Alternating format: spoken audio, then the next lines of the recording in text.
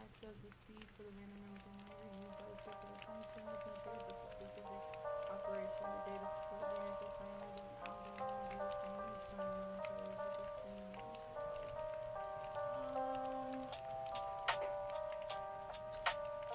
So there's that. And then I also had an issue with dimensionality. So I had to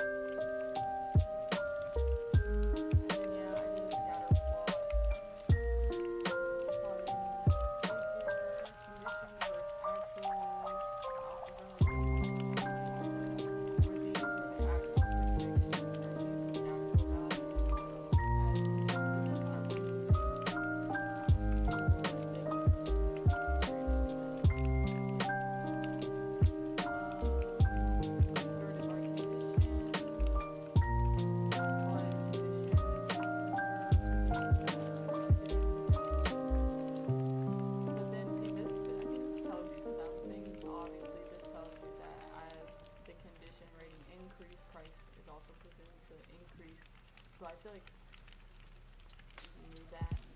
And so what I really wanted to figure out, one, yeah, to figure out how to adjust the gaps. That's where I came up with the idea of taking the average of these two, and then the average of those two, and then keep doing that. So we kind of have, I guess, pseudo data, ish data, but it's kind of real.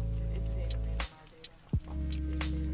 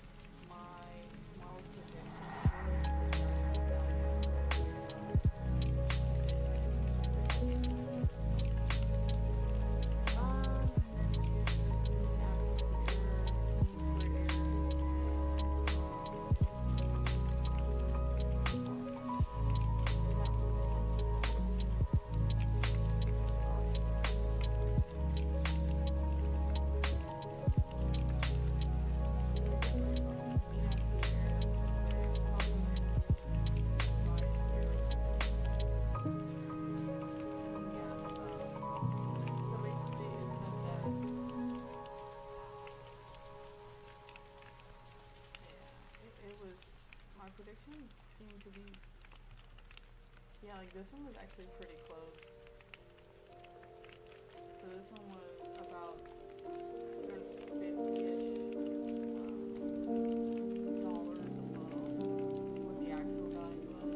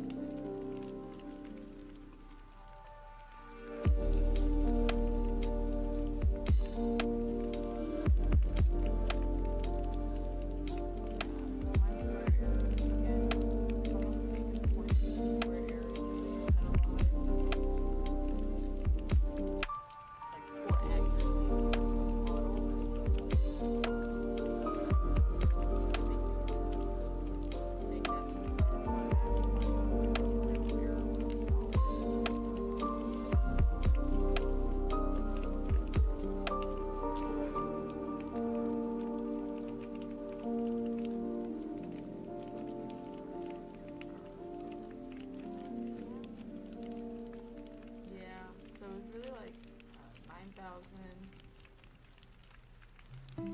again, I just realized I had to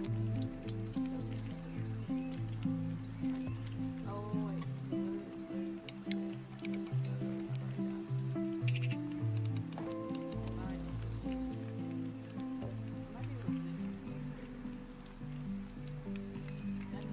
it. I plotted it again, and I got a solution.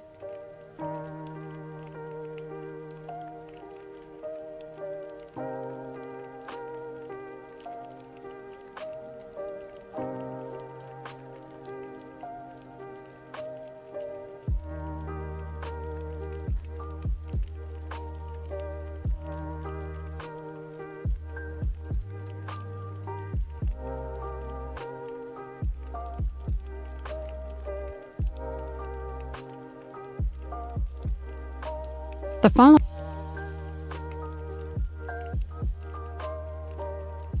content is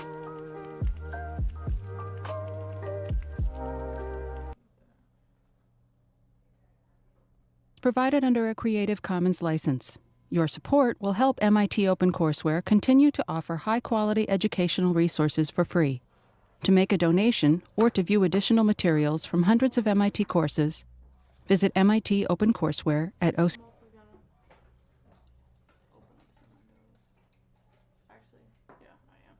Oh,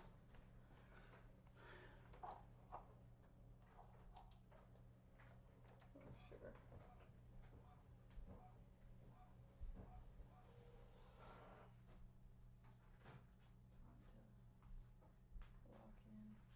I'm gonna go real quick and oof.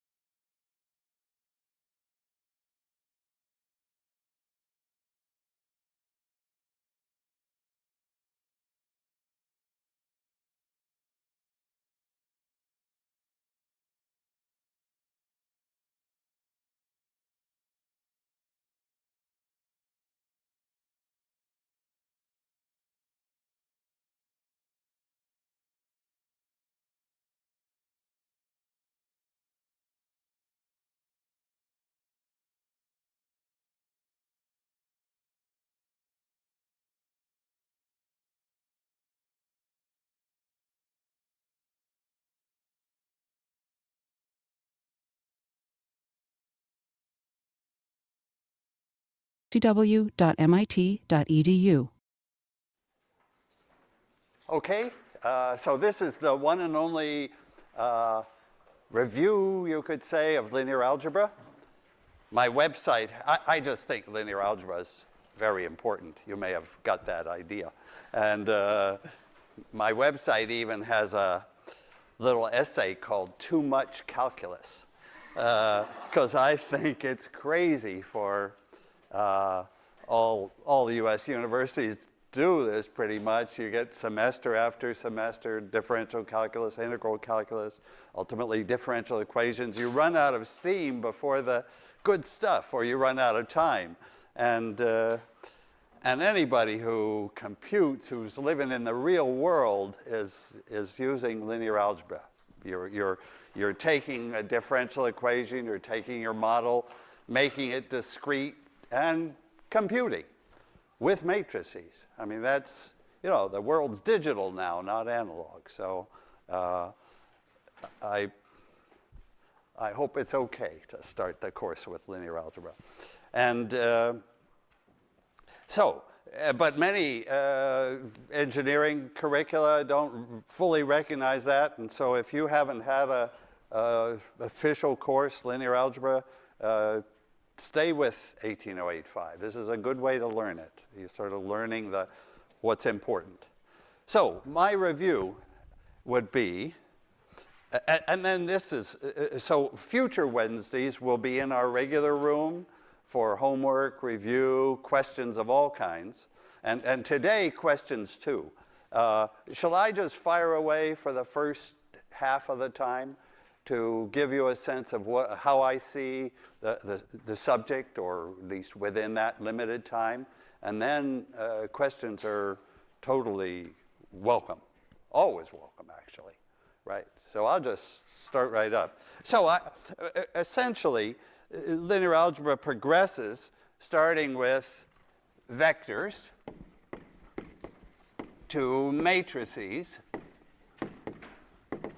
and then finally to subspaces. So that's like the abstraction, you could say abstraction, but it's not difficult, that you want to see. Until you see the idea of a subspace, you haven't really got linear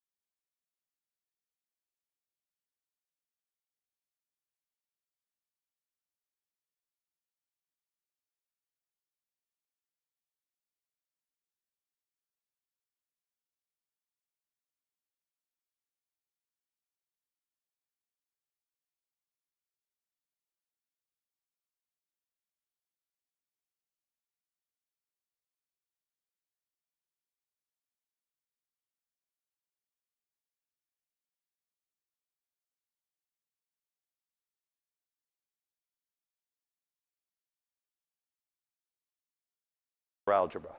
Okay, so I'll start at the beginning. What do you do with vectors? Answer, you take their linear combinations. That's what you can do with a vector. You can multiply it by a number, and you can add or subtract.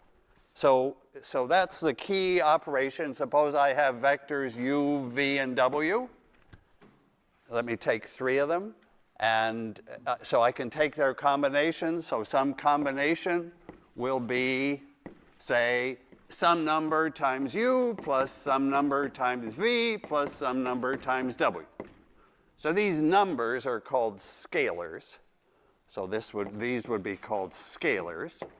And the whole thing is a linear combination. Let me abbreviate those words, linear combination. And you get some answer, say b. Okay.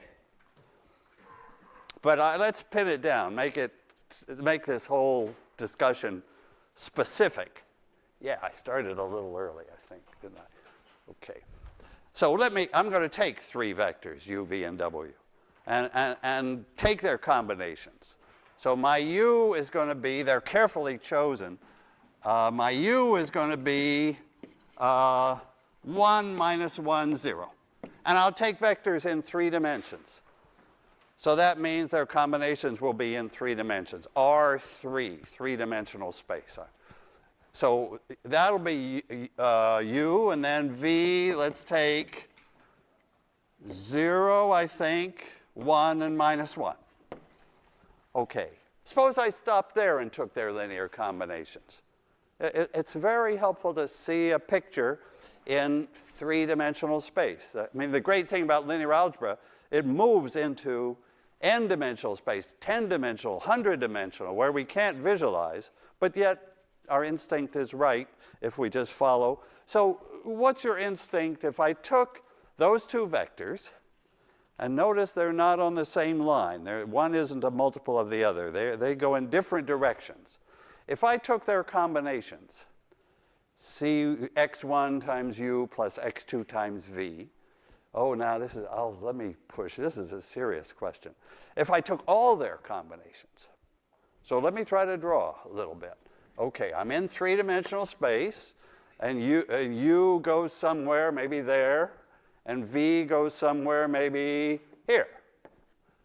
Now, suppose I take all the combinations. So I could multiply that first guy by any number. That would fill the line.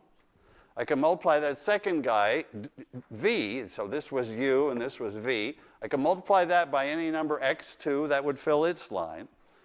Each of those lines I would later call a 1-dimensional subspace, just a line. But now what happens if I take all combinations of the 2? What do you think? You get a plane. Get a plane.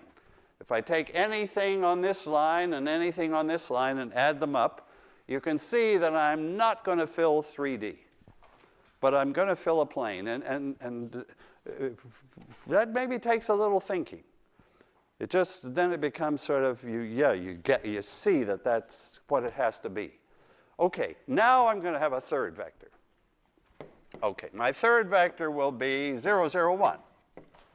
Okay, so that 0, 0, 1 is 0 in the x, 0 in the y, and 1 in the z direction. So there's w. Okay, now I want to take their combinations. Okay, so let me do that very specifically. How do I take combinations? This is important. It's very simple but important. I like to think of taking the combinations of some vectors. I'm always putting vectors into the columns of a matrix. So now I'm going to move to step 2, matrix. I'm going to move to step 2, and maybe I'll put it, I better put it here. Okay, step 2 is the matrix has those vectors in its columns. So in this case, it's 3 by 3. Okay, that's my matrix, and I'm going to call it A. And now I'm going to, how do I take combinations of vectors? I should have maybe done it in detail here, but I'll just do it with the matrix here. Watch this now. if I multiply A by the vector of x's, what that does, so this is now A times x, so very important, a matrix times a vector. What does it do?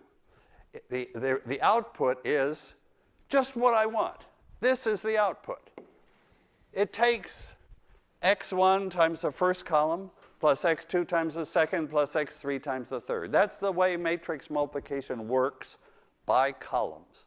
And you don't always see that. Because what do you see? You probably know how to multiply that matrix by that vector. Let me ask you to do it. Okay, what do you get? So everybody does it a component at a time. So what's the first component of the answer? x1. Yeah. How do you get that? It's row times the vector. And when I say times, I really mean that dot product. This time plus this is x1. And what about the second row? Minus x1 plus x2, or I'll just say x2 minus x1. And the third component would be x3 minus x2, right? Okay. So right away, I'm going to call this matrix A a difference matrix. It always helps to give names to things. So this A is a difference matrix because it takes differences of the x's.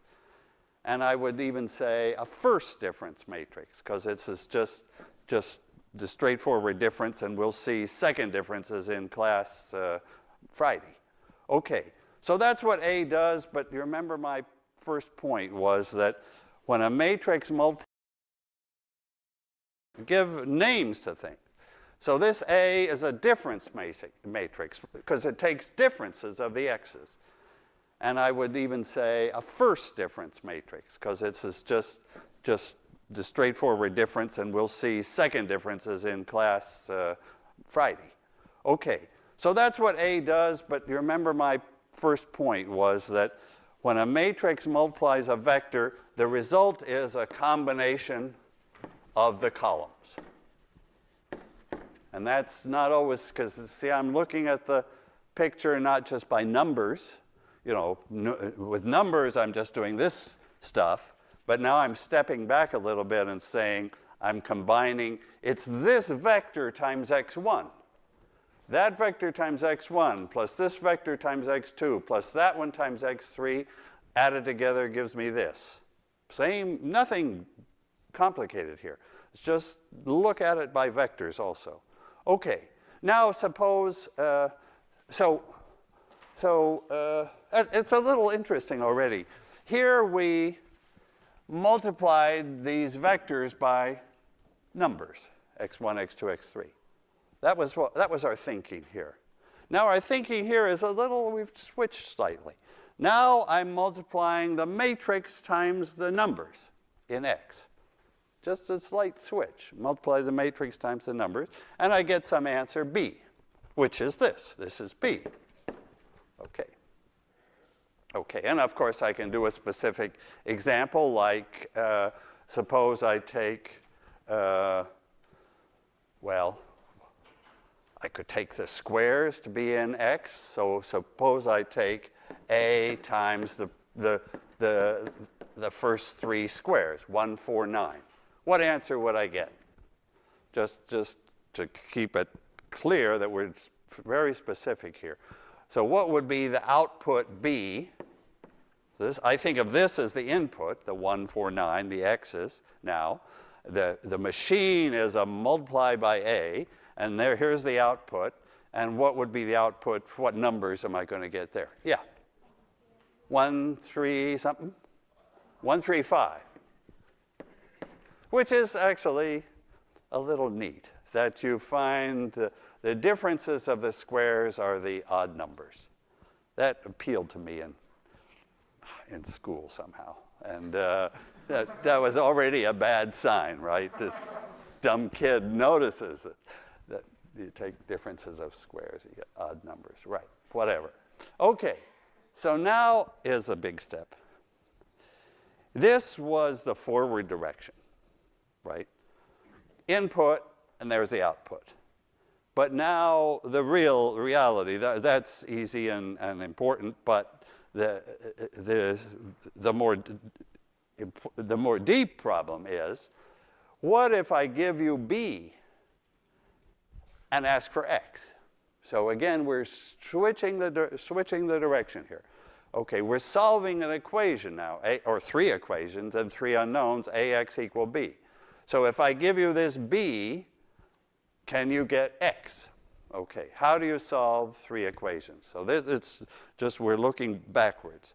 Now, that won't be too hard for this matrix, for this particular matrix that I chose, because it's triangular. We'll be able to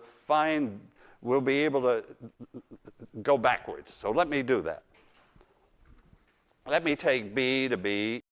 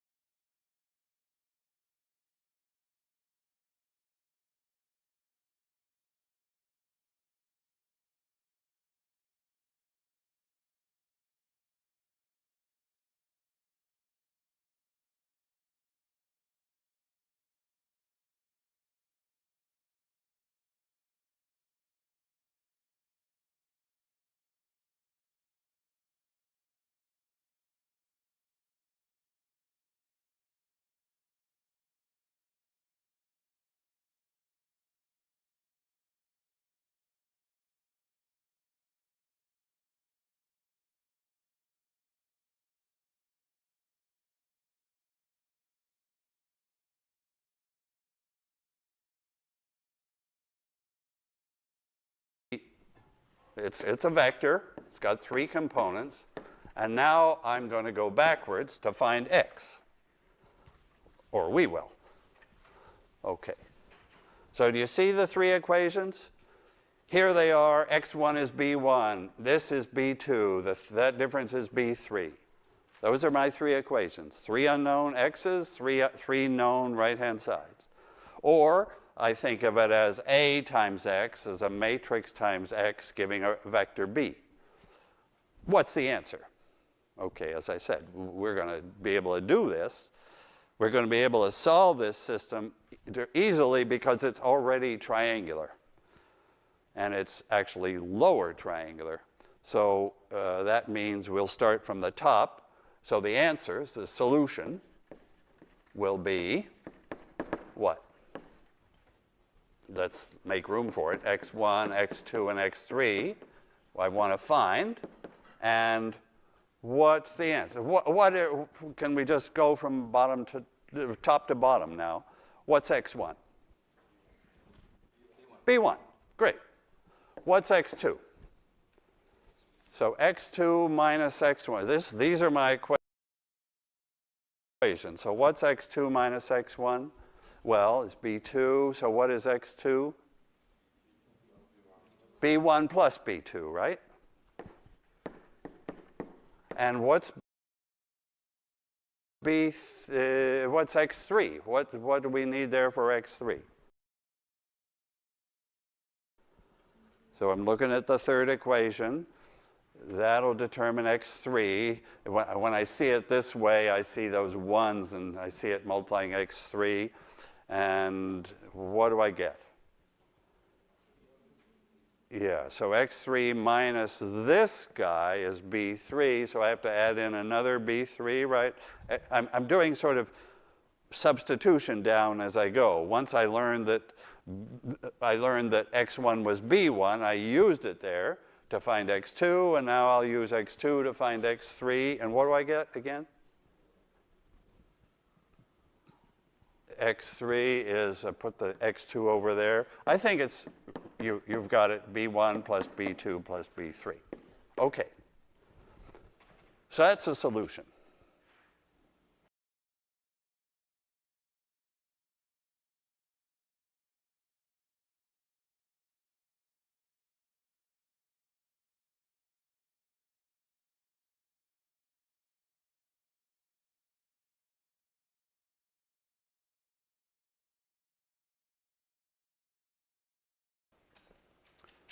Not difficult because the matrix was triangular. But let's think about that solution.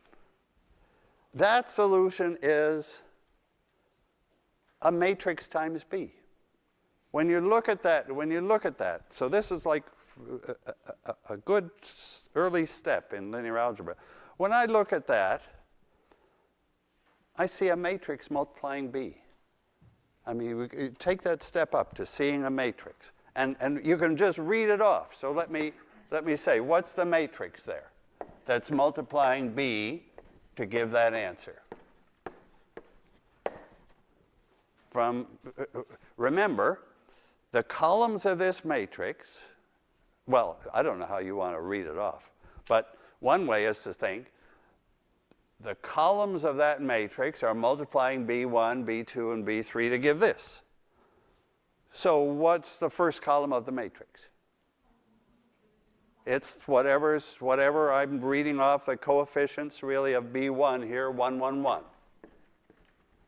And what's the second column of the matrix? 0, 1, 1. Good. 0 B2s, 1, 1. Okay. And the third is 0, 0, 1. Good. Okay. Now, so lots of things to comment here. This is, let me write up again here, this is x. That was the answer.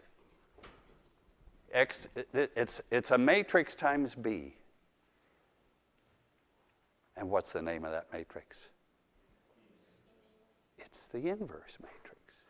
If AX gives B, the inverse matrix does it the other way around. X is A inverse B. Let me just put that over here. If AX is B, then x should be A inverse B. Now, you could, so we had inverse, I wrote down inverse this morning, but without saying the point. But, so you see how that comes? I mean, if I want to go formally, I multiply both sides by A inverse. If there is an A inverse, that's a critical thing, as we saw. Is the matrix invertible? The answer here is yes, there is an inverse. And what does that really mean? The inverse is the thing that takes us from B back to X. Think of A as kind of a, multiplying by A as kind of a mapping, mathematicians use the word, or transform. Transform would be good. Transform from X to B. And this is the inverse transform. Okay, so it doesn't have to happen to be the discrete Fourier transform or a wavelet transform. It's a, well, actually, we could give it a name. This is kind of a difference transform, right? That's what A did, took differences. So what does A inverse do? It takes sums. It takes sums. That's why you see 1, 1 and 1, 1, 1 along the rows, because it's just adding, and you see it here in fully displayed. It's a sum matrix. I might as well call it S for sum. So that matrix, that sum matrix, is the inverse of the difference matrix. Yeah, okay. And maybe I just, matrix, that sum matrix is the inverse of the difference matrix. Yeah, okay. And maybe I just, since I hit on calculus earlier, you could say the calculus is all about one thing and its inverse. The derivative is A, and what's S in calculus? The integral. The whole subject is about one operation. Now, admittedly, it's not a matrix. It operates on functions instead of just little vectors. But that's the main point. The fundamental theorem of calculus is telling us that integration is the inverse of differentiation. Okay. So this is good, and I could put in, if I put in B equal 135, for example, just to put in some numbers, if I put in B equal 135, what would the X that comes out be? 149, right? Because it takes us back. Here previously we took differences of 149, got 135. Now if we take sums of 135, we get 149. Okay, now we have a system of linear equations. Now I want to step back and see what was good about this matrix. Somehow it has an inverse. AX equal B has a solution, in other words. And it has only one solution, right? Because we worked it out. We had no choice. That was it. So there's just one solution. There's always one and only one solution. It's like a perfect transform from the X's to the B's and back again. Yeah, so that's what an invertible matrix is. It's just a perfect map from one set of X's to the B's, and you can get back again. Okay, right. Yeah, questions always. Okay. Now, I think I'm ready for another example. There are only two examples, and actually this is on the, this example, these two examples are on the 1806 webpage. If you want to, some people asked after class, okay, how to get sort of a review of linear algebra? Well, the 1806 website would be definitely a possibility. So that's, well, I'll put down the OpenCourseWare website, MIT EDU, and then you would look at the linear algebra course or the math one. What is it? web.math.edu, is that it? No, maybe that's an MIT. Not, so is it math? I can't live without edu at the end, right? Yeah. Is it just edu? Whatever. You're, and then that, yeah. Okay.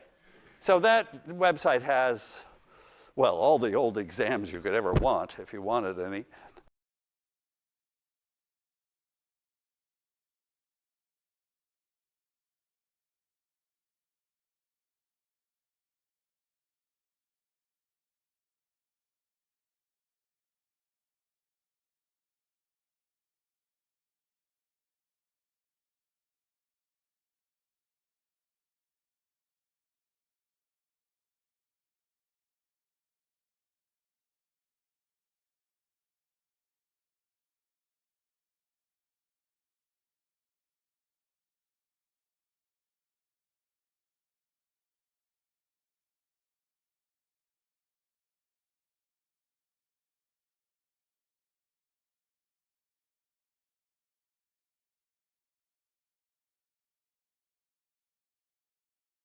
And it has this example in you click on starting with two matrices. And this is one of them. Okay, ready for the other. So here comes the second matrix, second example that you can contrast. All right, second example is going to have the same U. Let me put our matrix, I'm going to call it, what am I going to call it? Maybe C. Okay, so it'll have the same U and the same V, but I'm going to change W.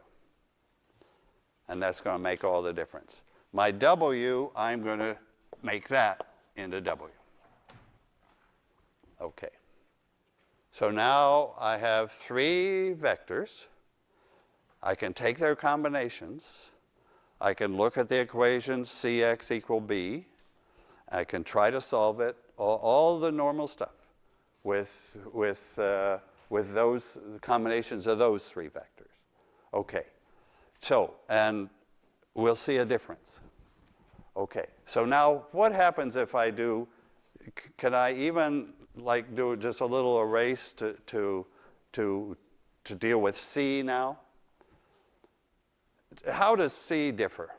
If I change this multiplication from A to C to this new matrix, then what we've done is to put in a -1 there, right? That's the only change we made. And what's the change in Cx?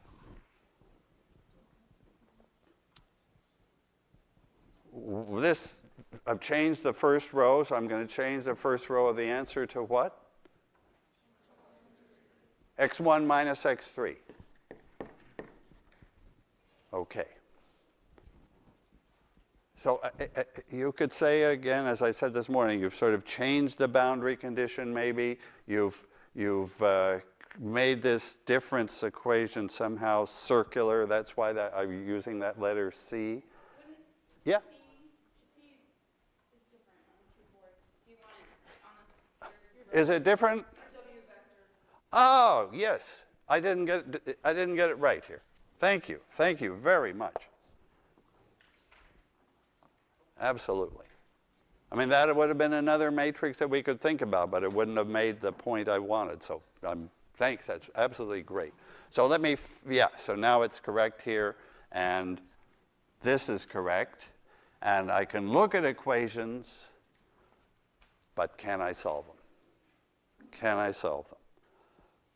And you're guessing already, no, we can't do it, right? Because, so now let me maybe go to a board work below, because I hate to erase that was so great. That being able to solve it and a nice clear solution and a sum matrix coming in. But now how about this one? Okay. So, one comment I should have made here. Suppose the b's were 0. Suppose I was looking originally at a times x equal all zeros. What's x? If all the b's were 0, and this was the one that dealt with the matrix A. If all the b's are 0, then the x's are 0. The only way to get 0 right-hand sides, b's, was to have 0 x's, right? It didn't, if you wanted to get 0 out, you had to put 0 in.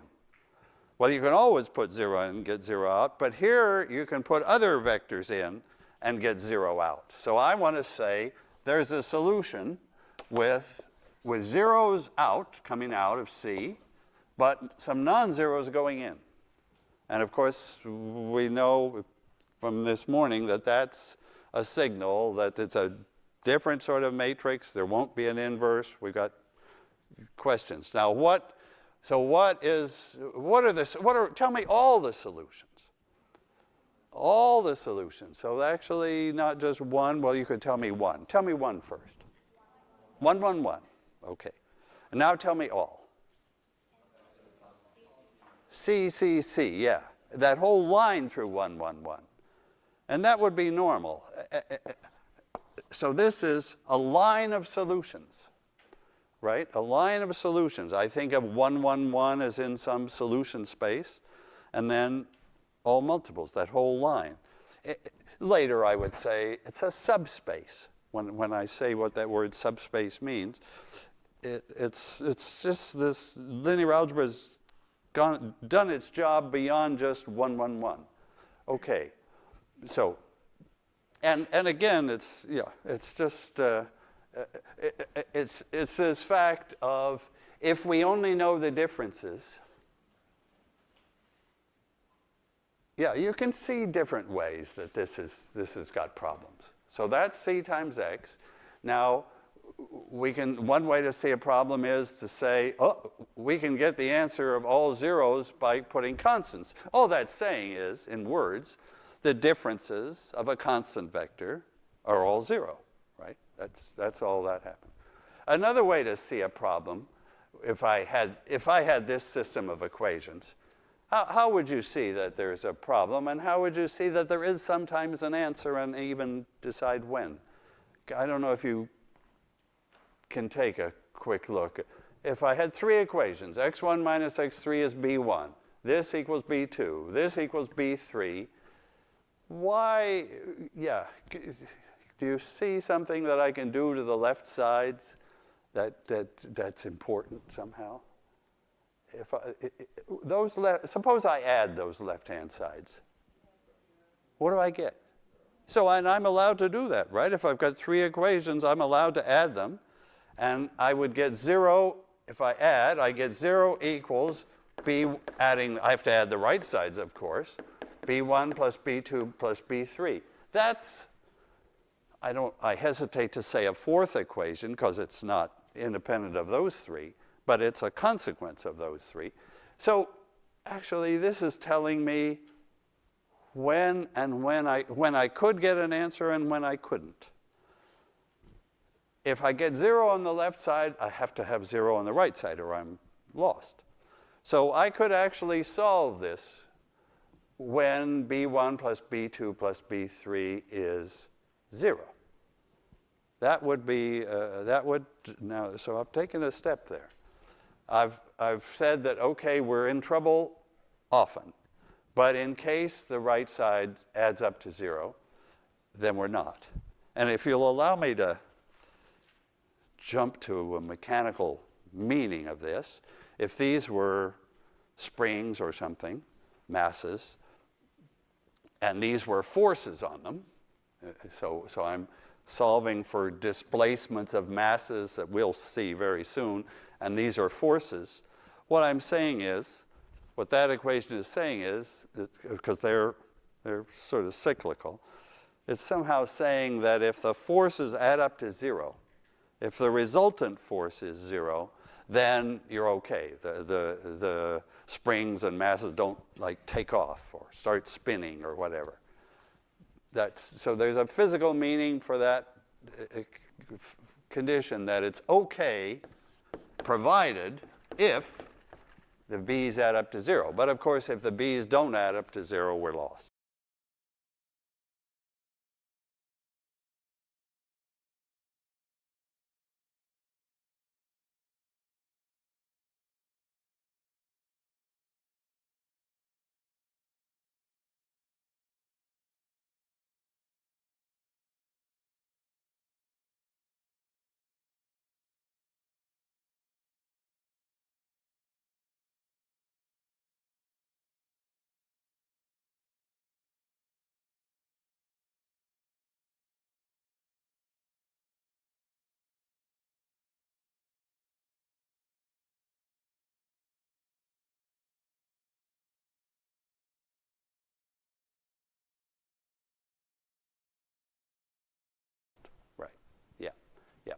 Okay. So ax equal b could be solved, cx equal b could be solved sometimes, but not always. And so you see that we're seeing the difficulty with C is showing up several ways. It's showing up in a C times a vector x giving 0. That's bad news. Because no C inverse can bring you back. I mean, it's like you can't come back from 0. Once you've got to 0, C inverse could never bring you back to x, right?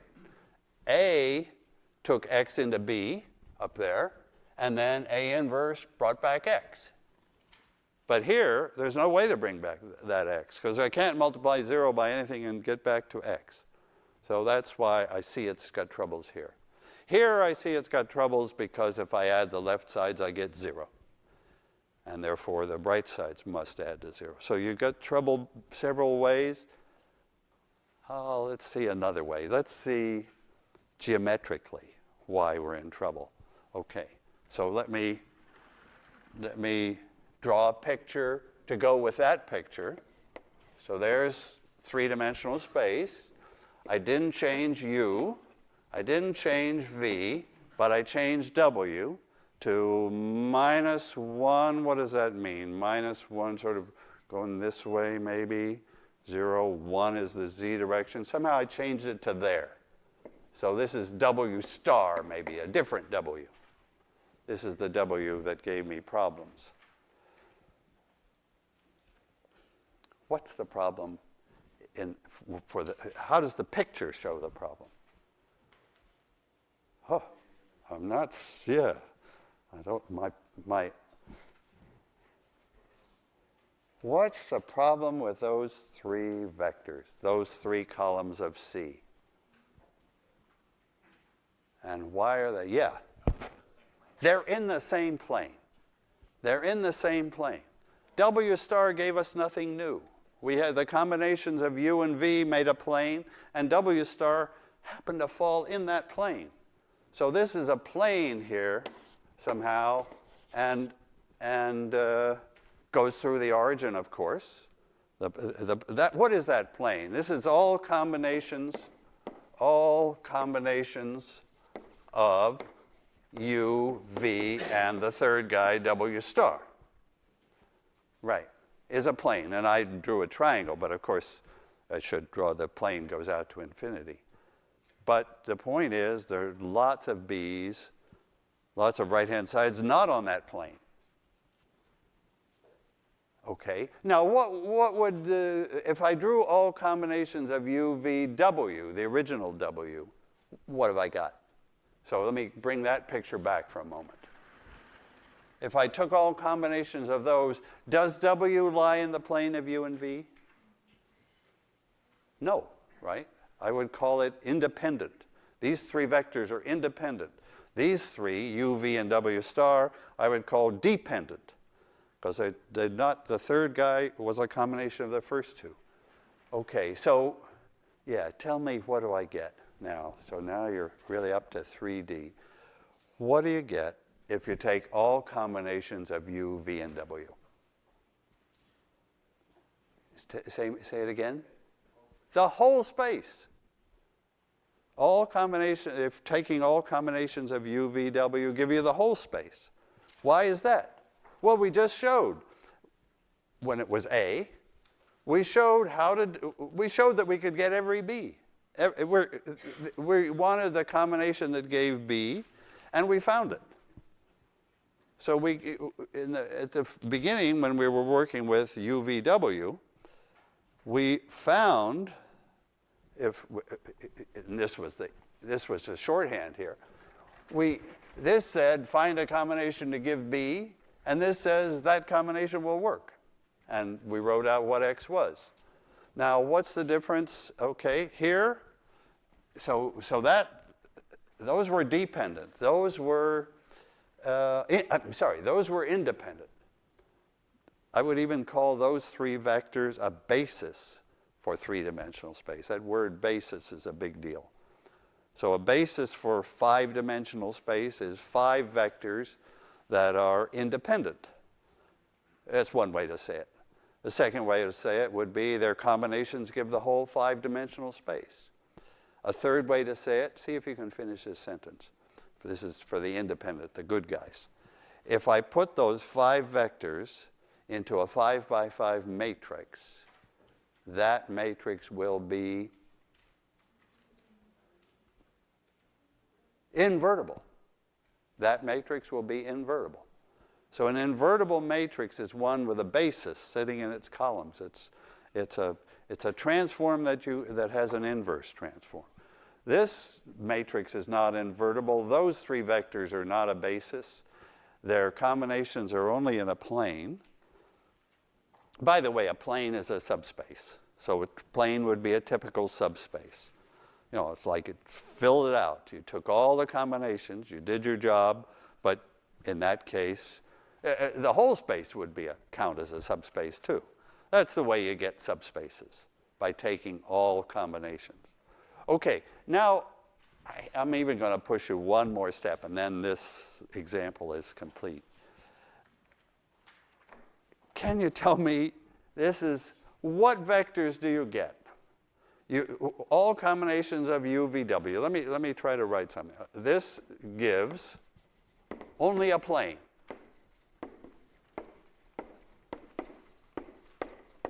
Because we've got 2 independent vectors, but not the third. Okay. I don't know if I should even ask. Do we know an equation for that plane? Well, I think we do if we think about it correctly. All vectors, all combinations of u, v, w star is the same as saying all vectors c times x, right? Yeah. Do you agree that those 2 are exactly the same thing? This is the key, because we're moving up to vectors, combinations, and now come subspaces. If I take all combinations of u, v, w star, I say that that's the same as all vectors c times x. Why is that? It's what I said in the very first sentence at 4 o'clock. The combinations of u, v, w star, how do I produce them? I create the matrix with those columns. I multiply them by x's, and I get all the combinations. And this is just c times x. So what I've said there is just another way of saying, how does matrix multiplication work? Put the guys in its columns and multiply by a vector. Okay, so we're getting all vectors c times x, and now I was going to stretch it that little bit further. Can we describe what vectors we get? So that's my question. What b's, so this is b equal b1, b2, b3, do we get? We don't get them all. Right? We don't get them all. That's the trouble with C. We only get a plane of them. And now, can you tell me which B's we do get when we look at at all combinations of these 3 dependent vectors? Well, we've done a lot today. Let me just tell you the answer, because it's here. The B's have to add to 0. That's the equation that the B's have to satisfy because when we wrote out Cx, we noticed that we always got the components always added to 0. So which B's do we get? We get the ones where the components add to 0. In other words, that's the equation of the plane, you could say. Yeah, actually, that's a good way to look at it.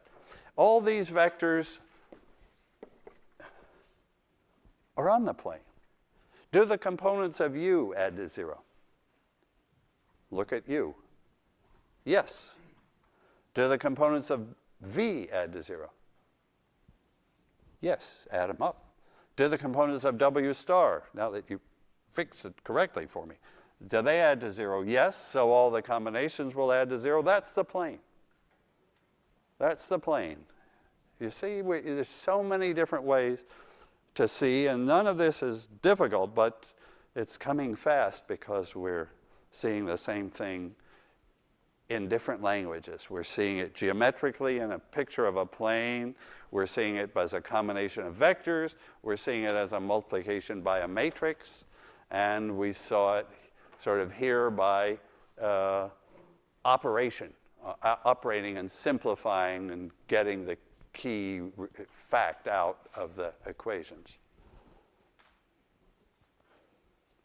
Well, okay, I wanted to give you this example because the two examples, because they bring out so many of the key ideas. The key idea of a subspace. Shall I just say a little what that word means? A subspace. What's a subspace?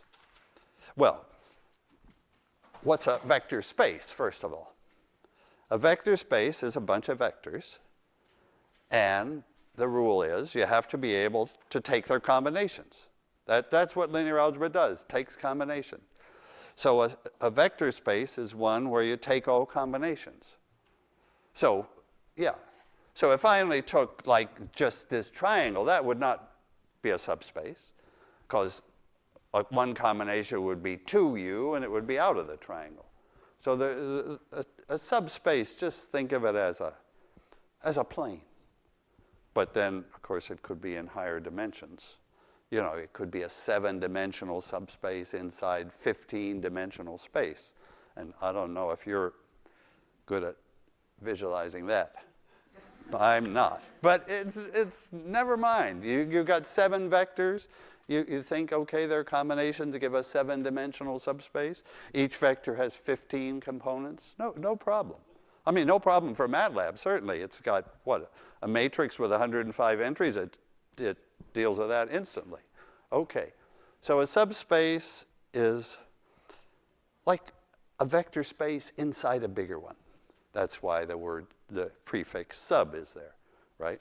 And mathematics always counts the biggest possibility too, which would be the whole space. And what's the smallest? So what's the smallest subspace of R3? So I have 3-dimensional space. You could tell me all the subspaces of R3. So there's one, a plane. Yeah, tell me all the subspaces of R3, and then you'll have that word kind of down. A line. So planes and lines, those are, you could say, the proper subspaces, the best, the right ones. But there are a couple more possibilities, which are a point. Which point? The origin. Only the origin. Because if you tried to say that point was a subspace, no way. Why not? Because I wouldn't be able to multiply that vector by 5, and I would be away from the point. But the 0 subspace, the really small subspace that just has the 0 vector, it's got one vector in it. Not empty. It's got that one point, but that's all. Okay, so planes, lines, the origin, and then the other possibility for a subspace is the whole space. Right. So the dimensions could be 3 for the whole space, 2 for a plane, 1 for a line, 0 for a point. It's just kicks together. Okay. How are we for time? Maybe I went more than the half, but now is the chance to just ask me, if you want to, like anything about the course. Is it all linear algebra? No. But I think I can't do anything more helpful to you than for you to begin to see, when you look at a matrix, begin to see what is it doing? What is it about? Right. And of course, matrices can be rectangular. So I'll give you a hint about what's coming in the course itself, is we'll have rectangular matrices A. Okay. They're not invertible. They're taking 7-dimensional space to 3-dimensional space or something. No, you can't invert that. But what comes up every time, I sort of got the idea finally. Every time I see a rectangular matrix, maybe 7 by 3, that would be 7 rows, 3 columns. Then what comes up with a rectangular matrix A is sooner or later A transpose sticks its nose in. So, and multiplies that A. So the matrix that and we could do it for our A here. Actually, if I did it for that original matrix A, I would get something you'd recognize. So it's what I want to say is that the course focuses on A transpose A, and I'll just say now that that matrix always comes out square, because this would be 3 times 7 times 7 times 3, so this would be 3 by 3. And it always comes out symmetric. That's the nice thing, and even more. We'll see more. Yeah. So that's like a hint of where. Watch for A transpose A in what's coming, and watch for it in that would be out square. So that the course focuses on A transpose A, and I'll just say now that that matrix always comes out square, because this would be 3 times 7 times 7 times 3, so this would be 3 by 3. And it always comes out symmetric. That's the nice thing, and even more. We'll see more. Yeah. So that's like a hint of where. Watch for A transpose A in what's coming, and watch for it in applications of all kinds. Yeah. I mean, in networks, an A will be associated with Kirchhoff's voltage law, and A transpose with Kirchhoff's current law. They just, they're just teamed up together, and we'll see more. All right, now let me give you a chance to ask any question, whatever. Homework. So did I mention homework? You may have said that's a crazy homework to say 3 problems in 1.1. I've never done this before. So you essentially, you can get away with anything this week, and indefinitely, actually. MIT, how many is this the first day of MIT classes? Oh, wow. Okay. Well, welcome to MIT, and I hope you like it. It's not so high pressure or whatever is associated with MIT. It's kind of tolerant. You ask, at least if my advisees ask for something, I always say yes. It's easier that way, and much better.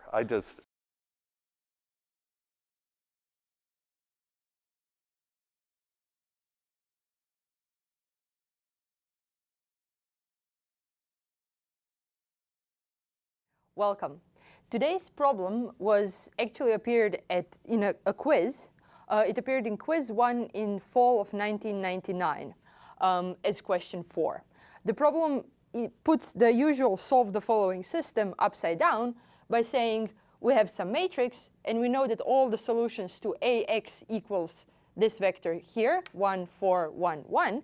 All the solutions to this problem are given by x equals 0, 1, 1, plus any number c times 0, 2, 1. And we're asked to say everything that we can about the columns of the matrix A. So I'm going to let you pretend that you're on an exam, try to solve it yourself, and then come back and compare your solution with mine.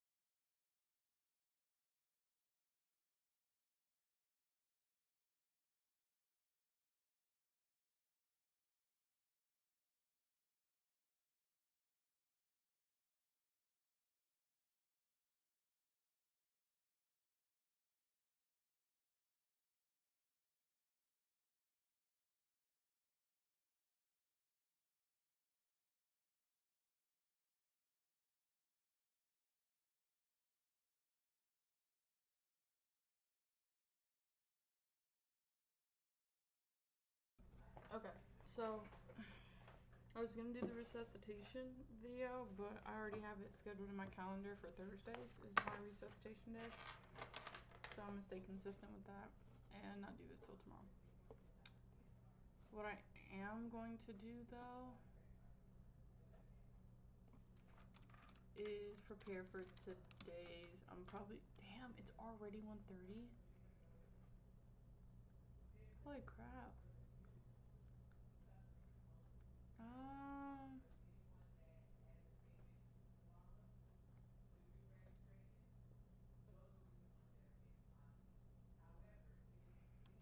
That's okay. Okay, I'm gonna go ahead and start working on, I'm just gonna have to stream later. Yeah, I'm probably gonna have to stream after class because I have more work to do.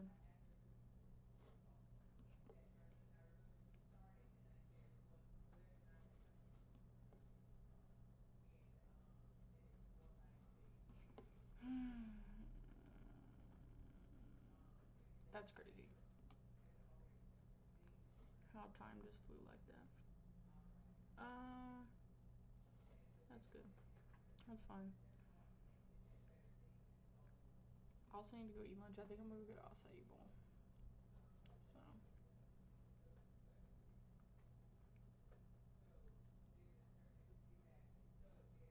Class is at 2:30 though, so I want to make sure I have enough time to like, you know?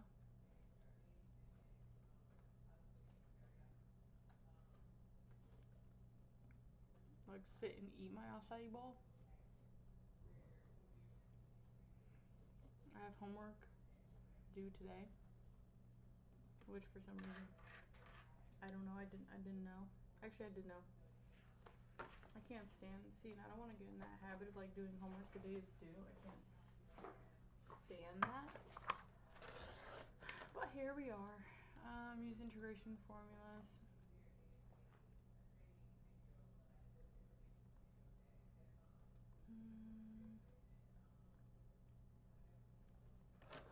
So do I have to use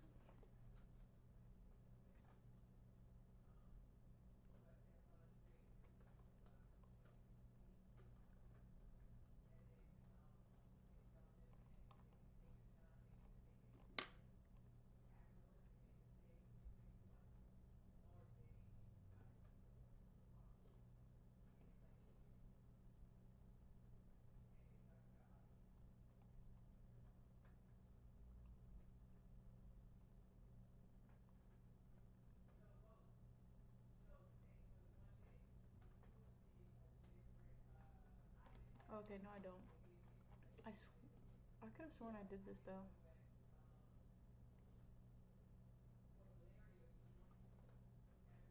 Oh, I did. I was like, what the freak? I know I did this homework. It was right here in my face too. My bad. Oh, that's what's due today. Okay. Dude, I was about to crash out for a second. Alright, but we're gonna do,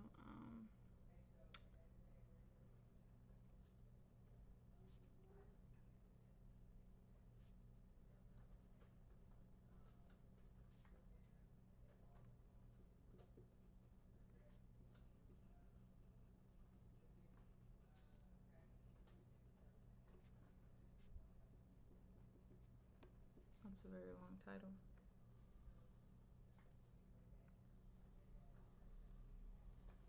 Okay.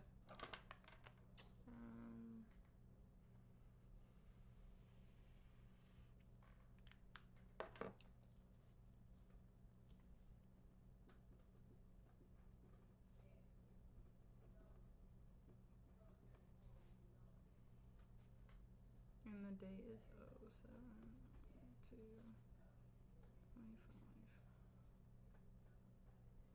Okay. Question. I always forget it's not really question one. I kind of need to like zip through this low key because once I finish this, I'm gonna go get my food. I'm actually probably gonna have to get my sister on something, or maybe she doesn't.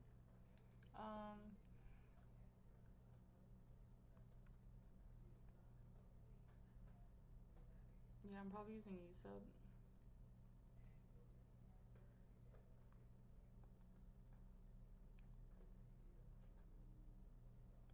looks like it.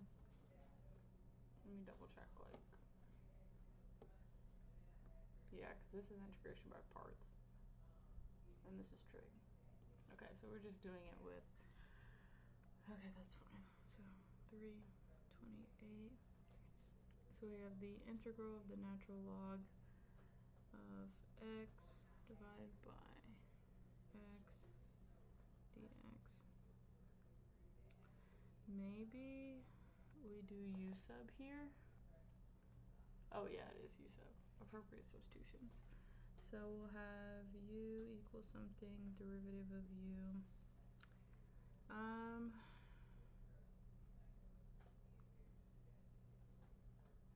We can really separate this to natural log of x times 1 over x.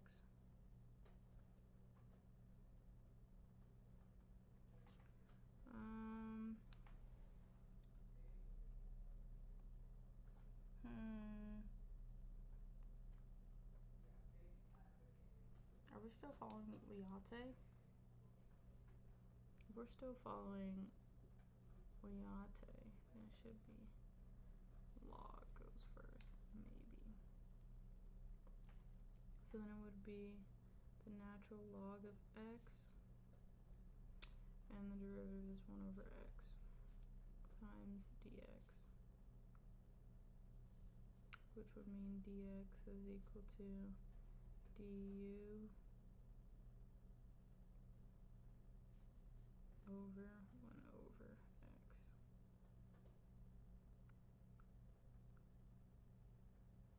Which I don't know which way I'm gonna write it, but it's really u times 1 over x times 1x dx. This would make it u times 1x squared.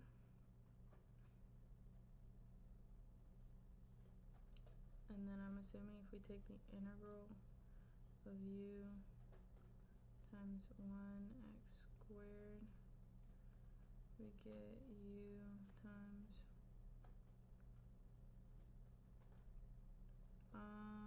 hold on, I think it's a negative 1 over x cubed.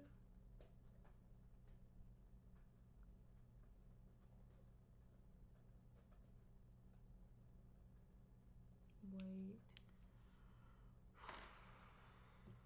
Or what I'm thinking is there's the method that says that this is really a over b over c, which is really just equal to a times c over b. So this is really just du times x,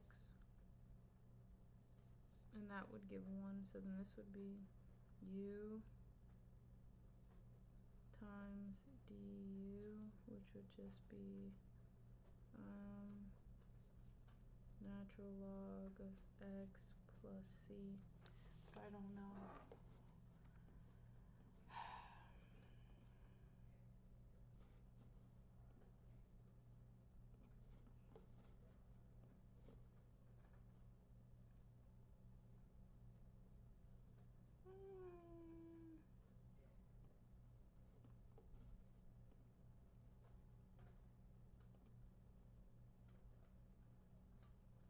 I don't know how I would sign in though, because it's whatever.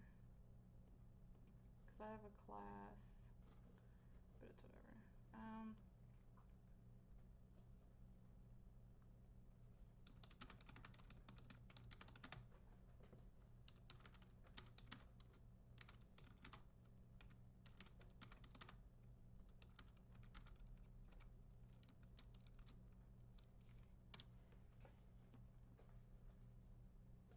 Yeah, that's what I did.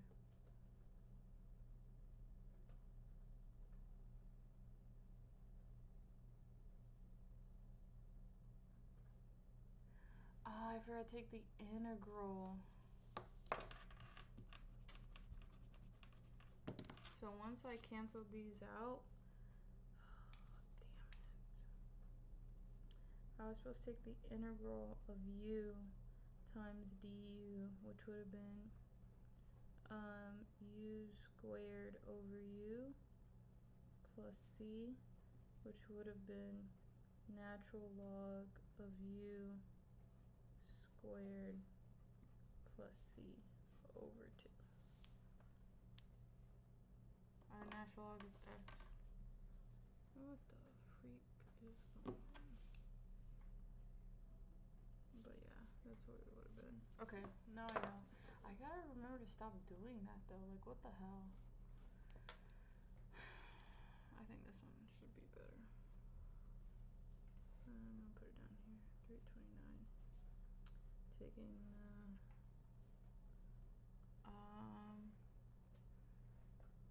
it's really 1. It's okay. I'm gonna wait before I log of x squared times dx, which is really just 1 over x times 1 over the natural log of x squared times dx. Same thing. I'm gonna make u the natural log of x, so du is gonna be equal to 1 over x times dx, which means that dx is equal to du times x.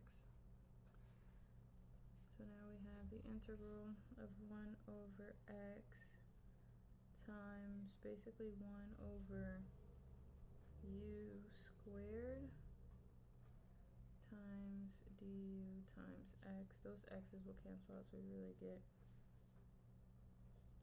the integral of 1 over u squared times du, which will give us a negative 2. Wait, did this one end up being negative or positive? Okay, it ended up being positive.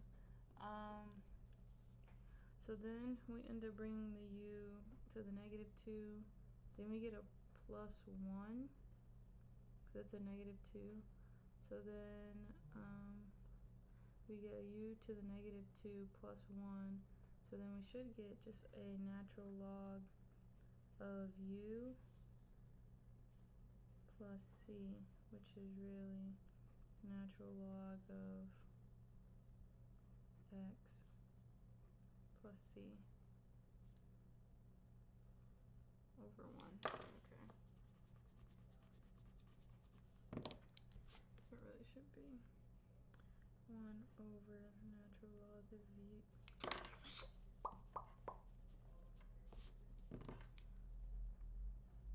1 over the natural log of x plus c. But the c should not be in there.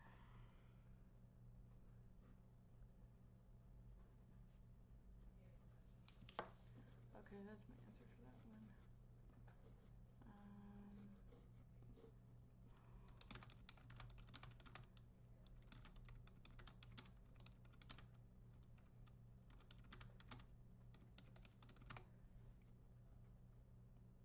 Yeah, let me just do the math keyboard. So it'd be it's just the integral of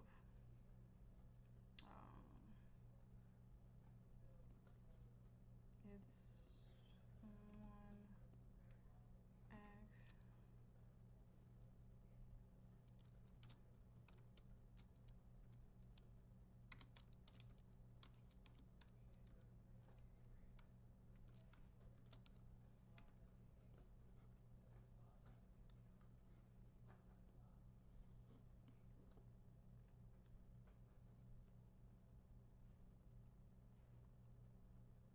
right.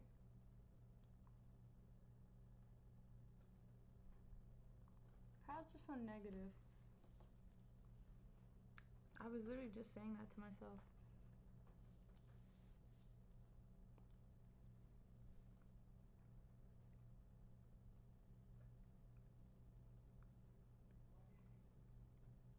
Maybe it's because this one's already at the top. So this one is negative.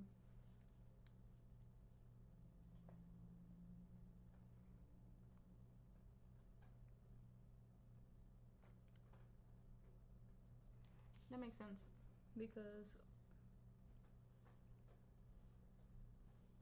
if you bring this over here, you basically are doing a u to the negative 2 plus 1 over negative 2 plus 1, which is going to give you a negative 1, like over 1 times u to the negative 1, which is going to give you negative 1 over u, which is equivalent to natural log of u.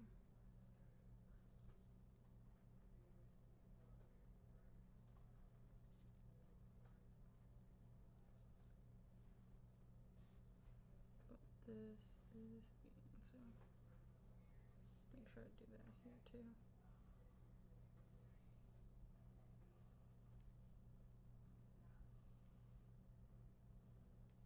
Okay, that makes sense.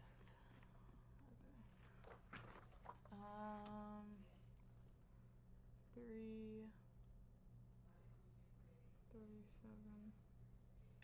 It's gonna be the integral of x squared e to the negative x cubed. I'm gonna make, can I just do x cubed?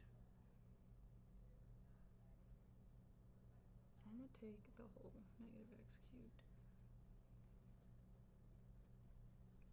squared. So then we end up with x squared, and this will be times dx, so then dx will equal du over negative 3x squared. So it's gonna be u, or e to the u, sorry. So this is gonna be times e to the u,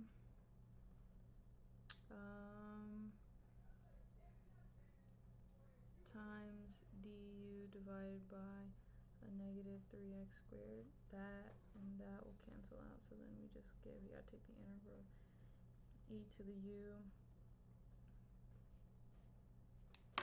and then you can put a negative 1/3 out front, e to the u times du, and we already know that it's the same, so then we get a negative 1/3 e to the negative x cubed plus c, and this makes sense because when we have a e a to the x, we just get 1 over a times e to the ax. So this is our solution for this. And the last problem,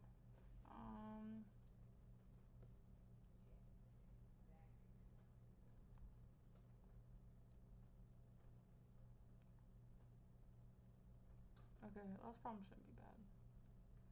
I'm gonna use u as sign. So I'm trying to see whether I can fit it on here, but I'm gonna, what time is it? Okay, it's like 1:41. 3:38, and we have the integral of e sine of x times cosine of x dx.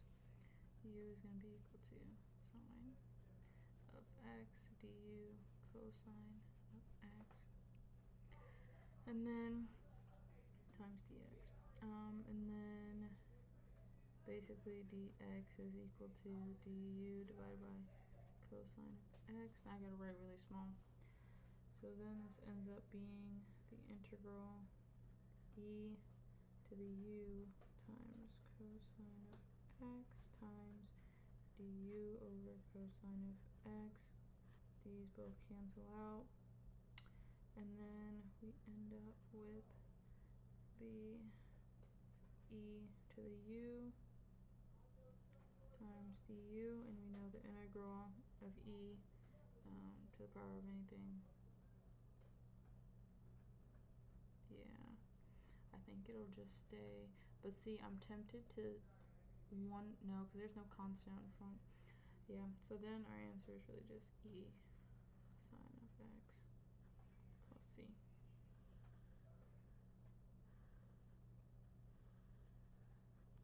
Yeah, that's our answer. And I will check that now. So let's do the integral of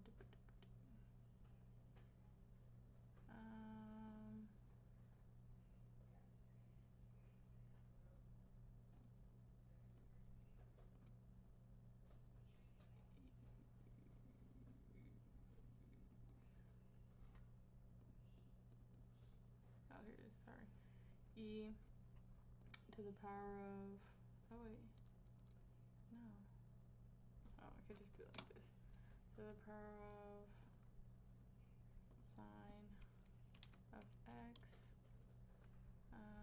times cosine of x, and evaluate that. I think that was all that was in there. Okay, good. Now I'm gonna submit my homework and I'll try and see if I can squeeze out one or two of the integration by parts.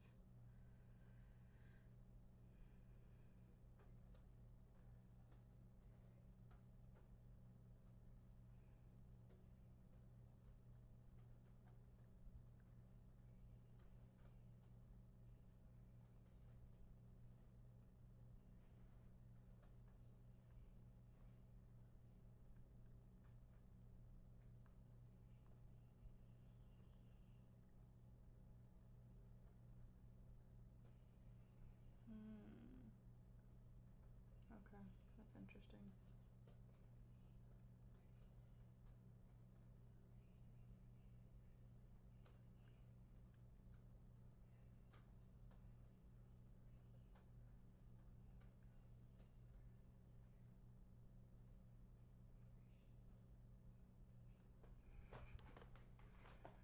Okay, I'll look into that.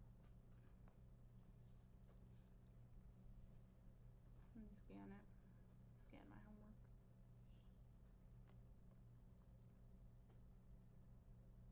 Make sure everything is on here.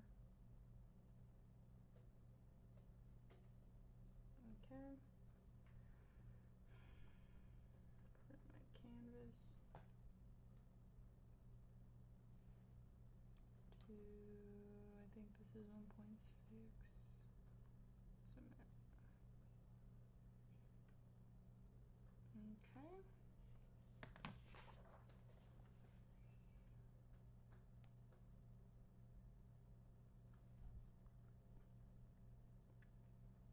Then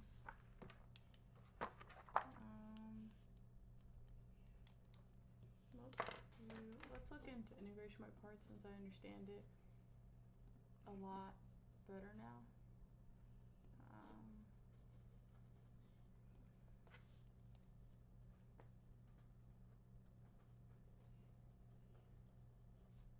And these should be simple problems, hopefully.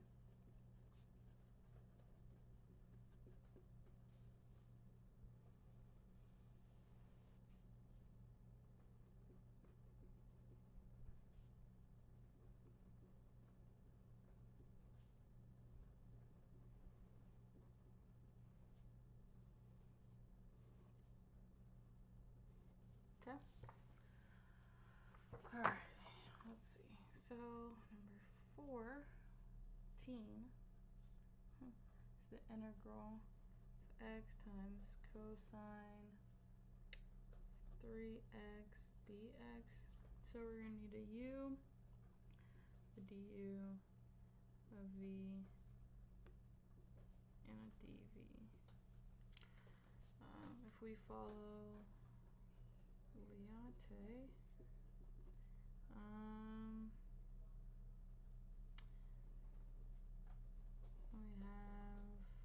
we should probably do x and then 1, and then our dv therefore would be cosine of 3x dx. Take the integral of that would be probably a sine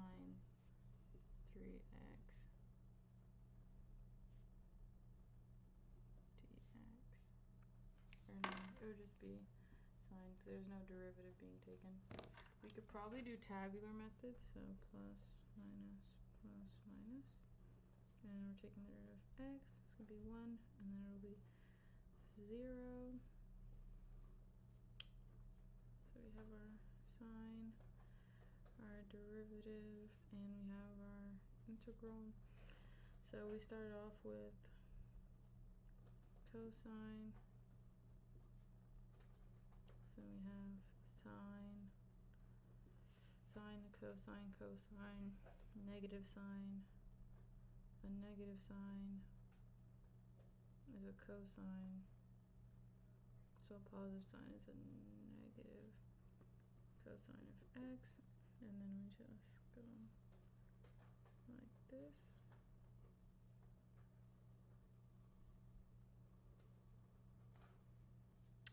Then the derivative, or the integral of a negative cosine, sine, cosine, so negative cosine is cosine, so a negative cosine, most likely a negative sine of x, which here is positive. So then our answer is going to be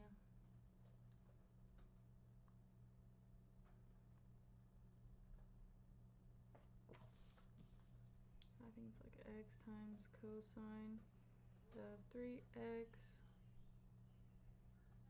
minus sine of x. Is that times 0?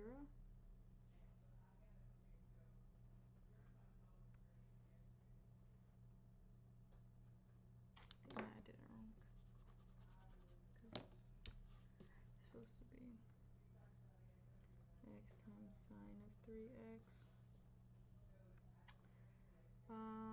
And then it's supposed to be plus a cosine of 3x.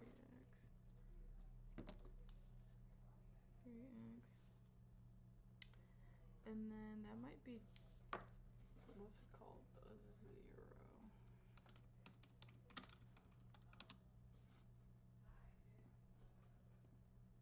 Let me see how they wrote it.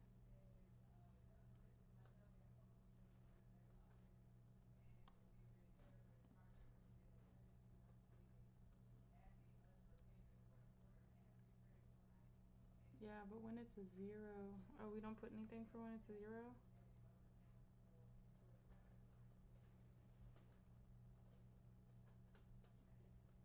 Oh, so when it's 0, we stop. So I think it's just this. Plus C. I'm not sure if that's right. Yeah, because we don't include 0. 0 must be the plus C. So 16.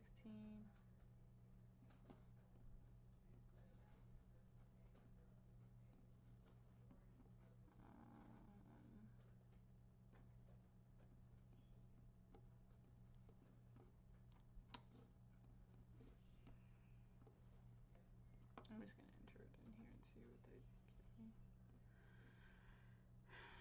X times cosine of x, or sorry, 3x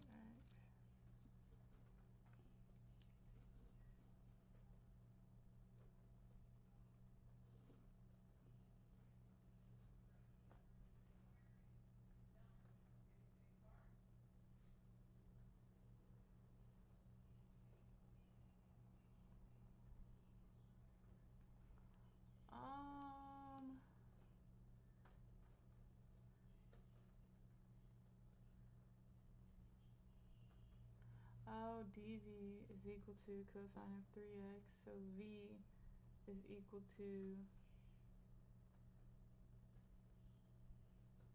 how the hell is this possible? Oh, the integral of cosine 3x, which is 1/3 sine of 3x. So this is 1/3 times sine of 3x. So then that would mean that x, this would be 1/3 sine 3x plus the negative 1/3 should already be on front.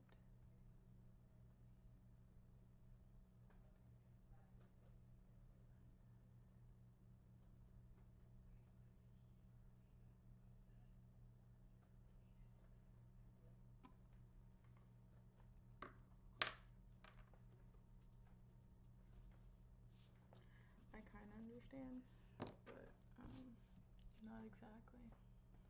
I get this, so then we would have to, we get x third over, okay, so a tabular method, we get x, but sine is not just sine, it's the integral sign, so maybe it's x, I get that, over 3 times sine of 3x, right? And then there's a minus here times a minus here, so it would be plus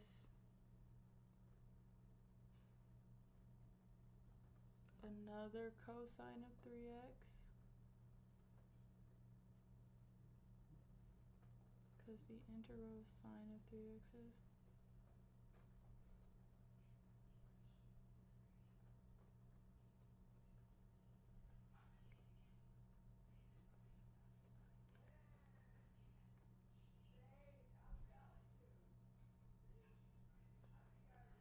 where does the 1/3 come from though? I get that the negative 1/3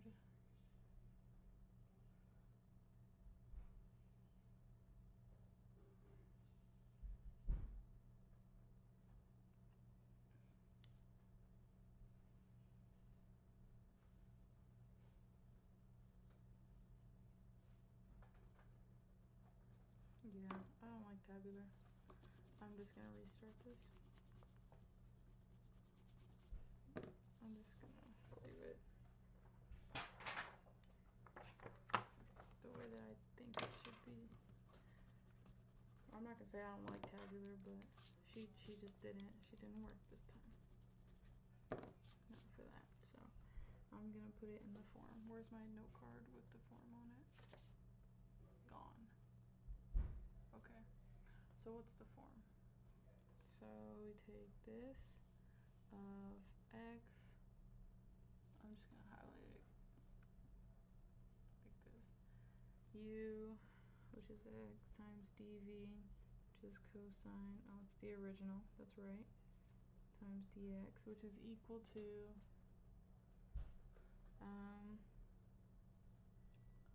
u times v, which is x times 1/3 sine of 3x minus the integral of v, which is again 1/3 sine of 3x times, is that du? Times 1.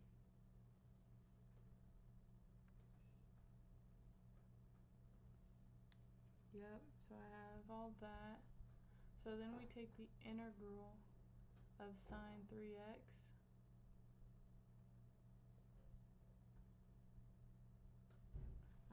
Yep, okay, so then from here we get, this is how we get the x cubed. They just simplified this side. Then they put the fraction on the other side, and they took the integral again. So then this would now be, so now they're taking the integral of sine of 3x multiplied by 1. And then this is what gives them,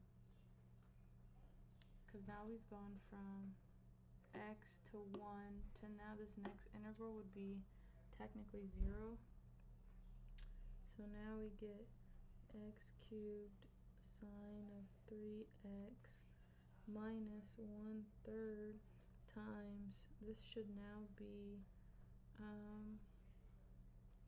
a negative 1/3 times a cosine of 3x, and then that should technically be like a 0 that we have now, maybe.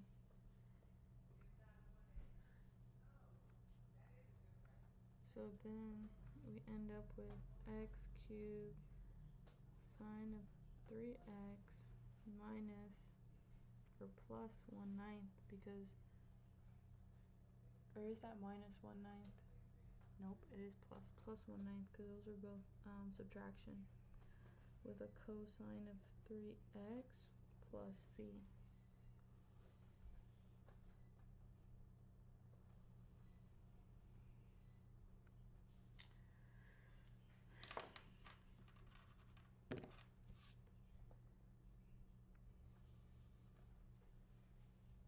X 1 0, so I guess that's how you could kind of imagine. You have to take it, take the integral 3 times. Because if you took the derivative 3 times, you would get back to your original point. I'm not too sure, honestly. So like this is x squared cosine of x, so I'm assuming we're gonna do it, so we did x1 and then 0. This one would be 2x, 2, and then 0. So maybe we do it 3 times here, is what I'm thinking. So we have the integral x squared times cosine of x times dx. And we can set our u, same thing, following Liate. We have an algebraic, we have a trig. So we set u to be equal to x squared, so du is equal to 2x. We have v and we have a dv. dv is cosine of x dx, and so the integral of cosine is sine of x dx. So then from here we follow our, why do I keep clicking there? Follow our mold. X squared times cosine of x dx is equal to, so basically the integral of x squared times cosine x dx is equal to x squared multiplied by cosine of x times dx minus the integral of sine of x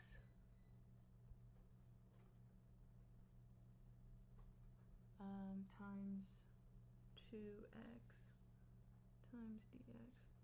So what I'm going to do is basically take the integral again, so now we have x squared times cosine of x times dx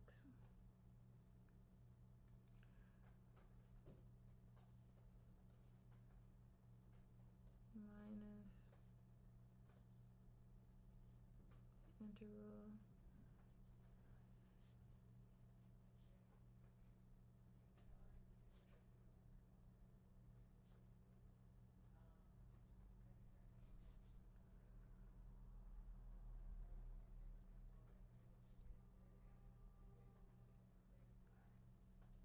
I think this is how you do it. I have to go and check mine. I don't even know what notes I put those on though.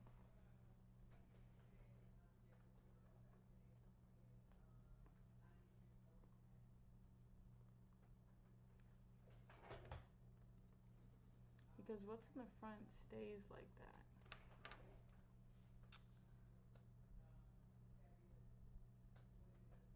Because we basically, so then I think we would do it again.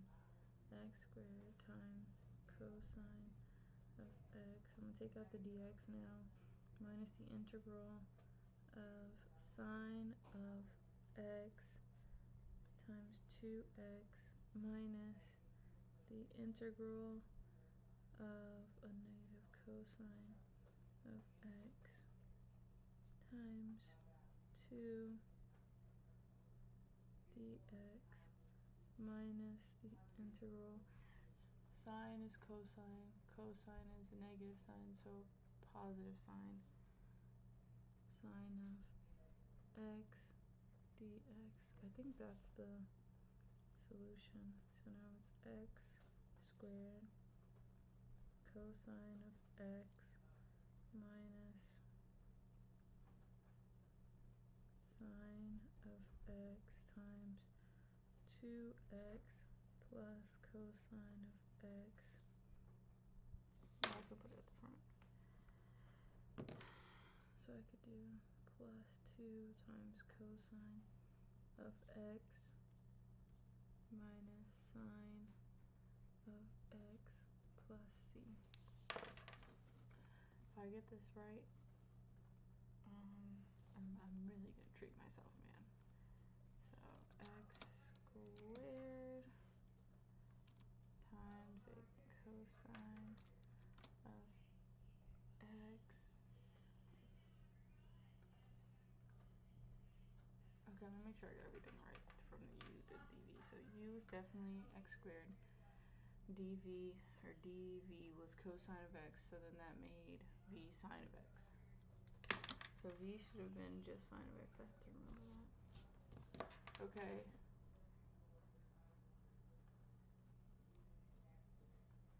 Okay, let me see. So it's x squared cosine of x dx. I didn't put that. Oh, so that is equal to x squared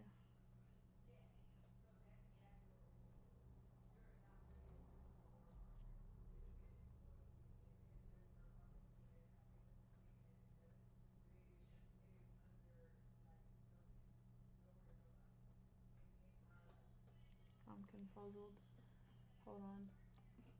It looks like we did a second integration by parts. That's fun. How the flipper was I supposed to know to do that?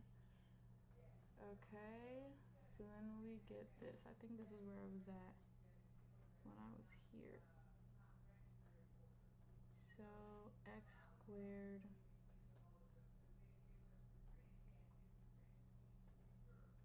okay.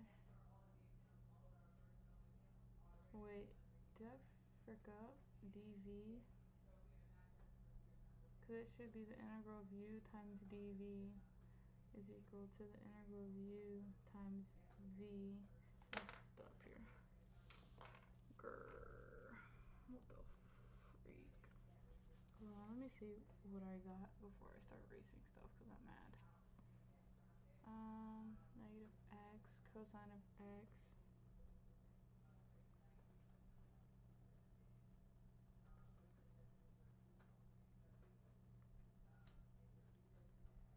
So it should have been x squared sine of x, which is what this would have been, plus 2 times cosine of x. So that's actually right there. Minus 2. I think I see a pattern now. Because this was supposed to be, I just freaking wrote this shit wrong. Excuse my French. That was supposed to be x squared sine of x. And then this was supposed to be plus 2x. I don't know why I just had an accent with that. But this was supposed to be, oh, which is what this was. But this was supposed to be 2x cosine of x. And then minus 2 times sine of x plus c. I'm seeing a pattern now. I am seeing a pattern now, but I didn't get this right. It's 2:06 and I want to go get food. So I'm gonna go get food and then come back and try and, I low-key want to wait till after class, but it is what it is. I'm hungry. I haven't eaten. Damn, I forgot, dude. I started off and like F'd myself over. Damn. It's fine. Okay, I'm about to hurry up and go because my class.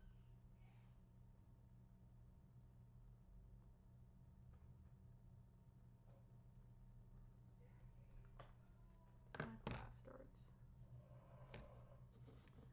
Okay. Damn.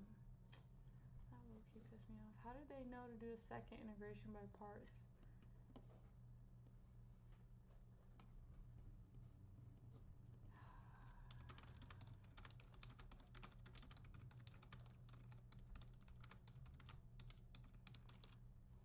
I'm guessing because they.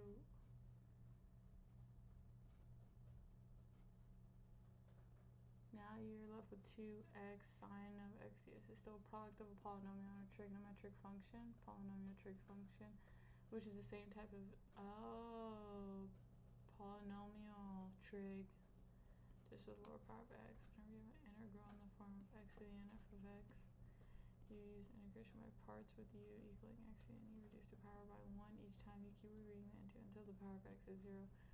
Becomes straightforward. Oh my freaking gosh. We can end on that note. I'll probably stream after class, but I don't know, maybe.